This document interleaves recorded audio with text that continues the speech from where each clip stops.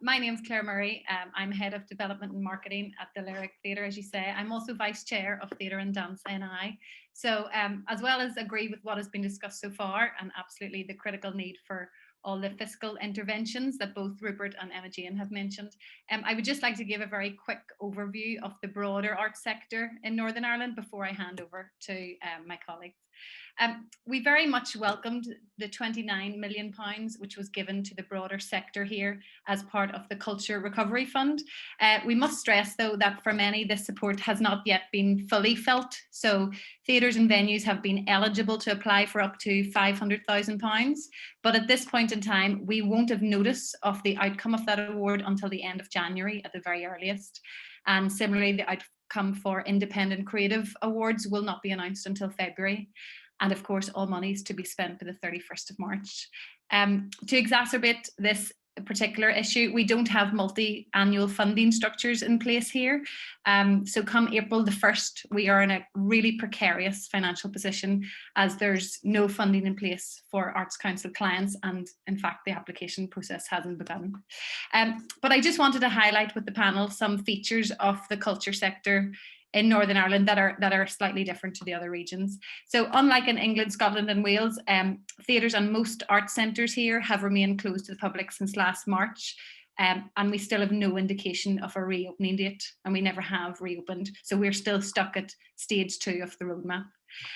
Secondly, Northern Ireland is now, as we know, the only land border with an EU state. While of course this brings many challenges, we do believe this represents an opportunity for touring. Particularly the common travel area, of course, means that all artists in all regions can travel freely and also into the Republic of Ireland. And that north, south, east, west relationship of touring is really, really important. And of course, we must work for complete mobility across Europe for artists. Finally, just to highlight the disproportionate underinvestment that has existed in Northern Ireland prior to COVID, years of cuts to our Arts Council budgets means that we have the lowest levels of per capita government spending on the arts across the UK and Ireland. However, despite all this, we have a lot to be proud of in our sector here. Indeed, the successful TV and film industry that has emerged in Northern Ireland in recent years hasn't happened by accident. It's been built to a large degree on the foundations of our theatre industry. So at this, I'll pass to my colleague, Jimmy. How's it going? My name is Jimmy Fay, and it's my great privilege to be executive producer, artistic director of the Lyric Theatre. And for those who don't know, the Lyric has been at the heart of Belfast and Northern Ireland's artistic and cultural life for over 50 years. Not only are we the largest producing theatre here, but we are also the only full-time one.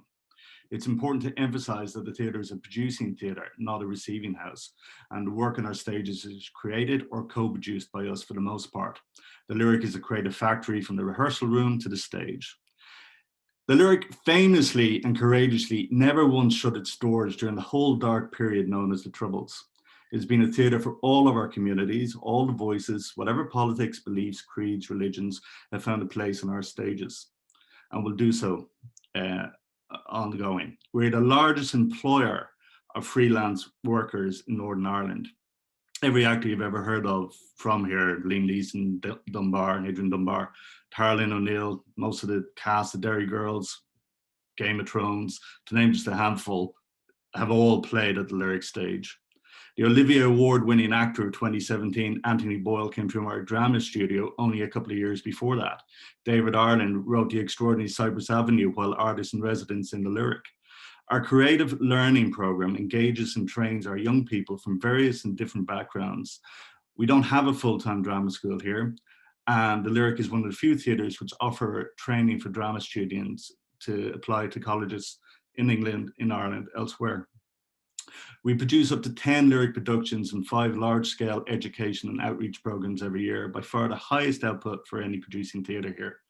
Just as COVID-19 hit, the Lyric was preparing an international tour of Good Vibrations, an amazing show based on a really great film, a showcase of the best Northern Irish talent, to go across the island of Ireland, and it was to play in New York last October. It was heartbreaking to produce this particular show, as it was a tale of resilience in dark times. So our immediate priority in the face of COVID was to protect our artists, our audiences, and our staff. We closed our doors to the public to keep them safe, but we kept producing work as best we could. We reacted quickly and creatively and have offered employment to almost 300 freelance artists throughout this horrible time. We partnered with the BBC and produced 7 short films called Splendid Isolation, written, directed and performed by artists strongly associated with the lyric.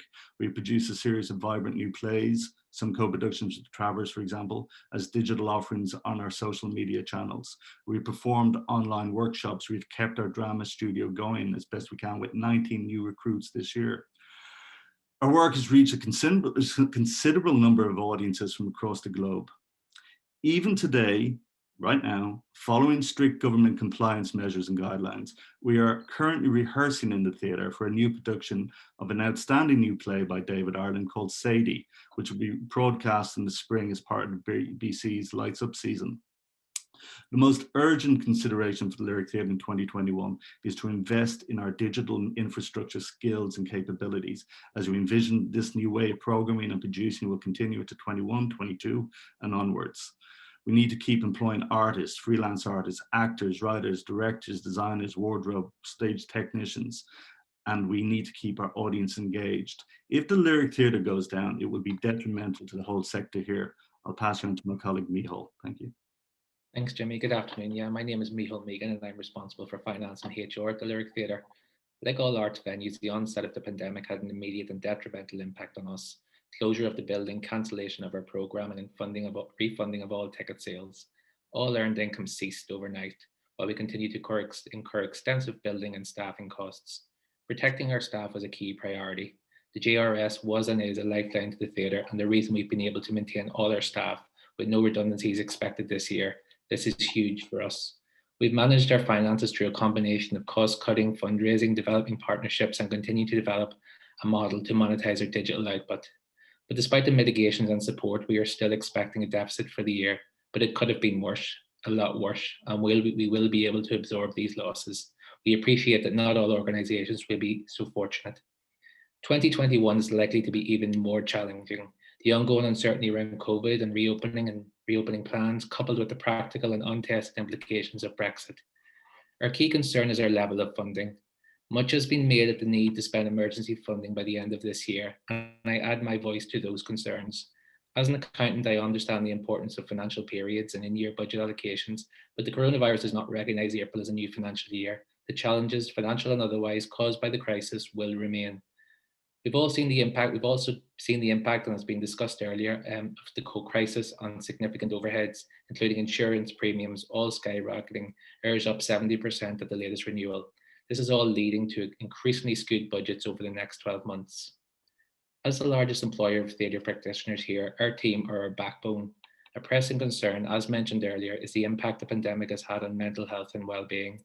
This issue is not unique to the Lyric, with the art sector here in Northern Ireland struggling with mental health issues in recent years.